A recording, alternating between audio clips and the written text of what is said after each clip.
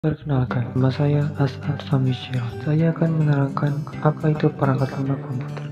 Perangkat lunak adalah kumpulan beberapa perintah yang dieksekusi oleh mesin komputer dalam menjalankan pekerjaan. Perangkat lunak merupakan data elektronik yang disimpan sedemikian rupa oleh komputer itu sendiri. Data yang disimpan ini dapat berupa program atau instruksi yang akan dijalankan oleh perintah, maupun catatan-catatan yang diperlukan oleh komputer untuk menjalankan perintah yang dijalankannya. Untuk mencapai keinginannya tersebut, dirancanglah suatu susunan logika. Logika yang disusun ini diolah melalui perangkat lunak, yang disebut juga dengan program beserta data-data yang diolahnya. Pengolahan pada software ini melibatkan beberapa hal, di antaranya adalah sistem operasi, program, data. Software ini mengatur sedemikian rupa sehingga logika yang ada dapat dimengerti oleh mesin komputer. Secara umum, perangkat lunak dapat dibagi menjadi 3 bagian, yaitu sistem operasi, bahasa pemrograman, dan perangkat lunak aplikasi. Sistem operasi. Sistem operasi merupakan sebuah penghubung antara pengguna dari komputer dengan perangkat keras komputer. Artian sistem operasi secara umum ialah pengelola seluruh sumber daya yang terdapat pada sistem komputer dan menyediakan sekumpulan layanan sistem call ke pemakai sehingga memudahkan dan menyamankan pengguna serta pemanfaatan sumber daya sistem komputer. Sistem operasi berfungsi ibarat pemerintah dalam suatu negara, dalam arti membuat kondisi komputer agar dapat menjalankan program secara benar. Untuk menghindari konflik yang terjadi pada saat pengguna menggunakan sumber daya yang sama, sistem operasi mengatur pengguna mana yang dapat mengakses suatu sumber daya. Sistem operasi juga sering disebut resource allocator. Fungsi penting sistem operasi ialah sebagai program pengendali yang bertujuan untuk menghindari kekeliruan atau error dan penggunaan komputer yang tidak perlu. Sejarah sistem operasi. Menurut Tannenbaum, sistem operasi mengalami perkembangan yang sangat pesat yang dapat dibagi ke dalam 4 generasi.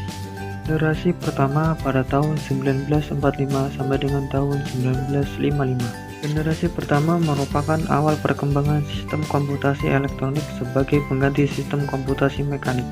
Hal itu disebabkan kecepatan manusia untuk menghitung terbatas dan manusia sangat mudah untuk membuat cerobohan, kekeliruan, bahkan kesalahan. Pada generasi ini belum ada sistem operasi, maka sistem komputer diberi instruksi yang harus dikerjakan secara langsung. Generasi kedua pada tahun 1955 sampai dengan tahun 1965. Generasi kedua memperkenalkan batch purchasing system, yaitu job yang dikerjakan dalam satu rangkaian, lalu dieksekusi secara berurutan. Pada generasi ini, sistem komputer belum dilengkapi sistem operasi, tetapi beberapa fungsi sistem operasi telah ada. Contohnya fungsi sistem operasi ialah FMS dan IPSYS. Generasi ketiga pada tahun 1965 sampai dengan tahun 1980. Pada generasi ini, perkembangan sistem operasi dikembangkan untuk melayani banyak pemakai sekaligus, di mana para pemakai interaktif berkomunikasi lewat terminal secara online ke komputer. Maka sistem operasi menjadi multi-user, digunakan banyak pengguna sekaligus, dan multi-programming melayani banyak program sekaligus. Generasi keempat pasca tahun 1980-an. Sistem operasi dipergunakan untuk jaringan komputer, di mana pemakai menyadari keberadaan komputer-komputer yang saling terhubung satu sama lainnya. Pada masa ini, para pengguna juga telah dinyamankan dengan graphical user interface, yaitu antara muka komputer yang berbasis grafis yang sangat nyaman. Pada masa ini juga dimulai era komputasi tersebar di mana komputasi tidak lagi terpusat di satu titik, tetapi dipecah di banyak komputer sehingga tercapai kinerja yang lebih baik.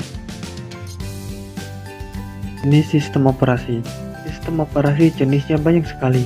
Kita tinggal memilih jenis apa yang akan digunakan di komputer kita, dari yang berlisensi sampai dengan yang gratis. Di antaranya adalah 1.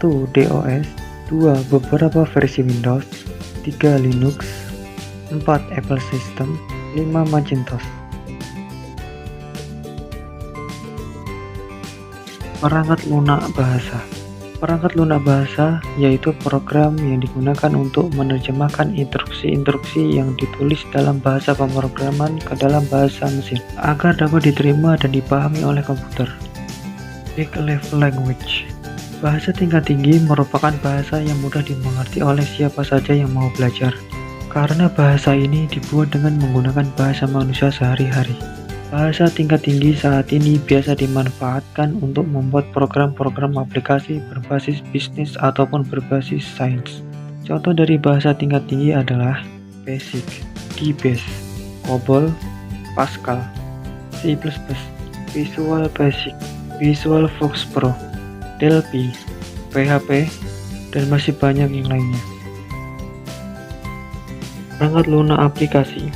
Perangkat lunak aplikasi merupakan perangkat lunak yang biasa digunakan oleh siapa saja untuk membantu pekerjaannya. Perangkat lunak aplikasi dapat dengan mudah diinstal di dalam komputer kita. Perangkat lunak aplikasi dapat dikelompokkan menjadi dua macam. Apa sajakah itu?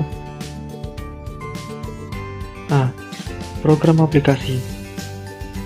Program aplikasi merupakan program yang langsung dibuat oleh seorang programmer yang disesuaikan dengan kebutuhan seseorang ataupun untuk kebutuhan suatu perusahaan. Biasanya menggunakan bantuan suatu bahasa pemrograman, misalnya menggunakan Visual Basic, PHP ataupun bahasa pemrograman apa saja yang mendukung. Contoh dari program aplikasi adalah program penggajian karyawan, program penjualan tiket pesawat atau kapal laut, program kasir, program billing warnet atau wartel. B. Program paket.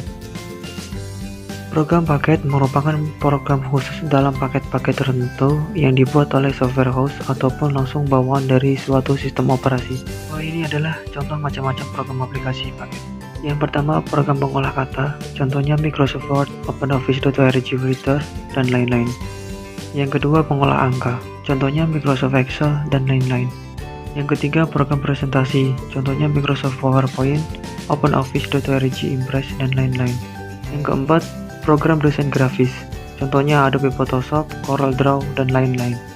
Yang kelima, program browser, contohnya Internet Explorer, Mozilla Firefox, dan lain-lain. Kesimpulan dari presentasi perangkat lunak komputer. Software komputer adalah perangkat elektronik yang canggih dan akan terus berkembang, sehingga para ilmuwan pun belum menetapkan kapan berakhirnya teknologi software komputer ini dan akan terus mengembangkannya. Karena menurut para ilmuwan, komputer masih banyak kekurangannya.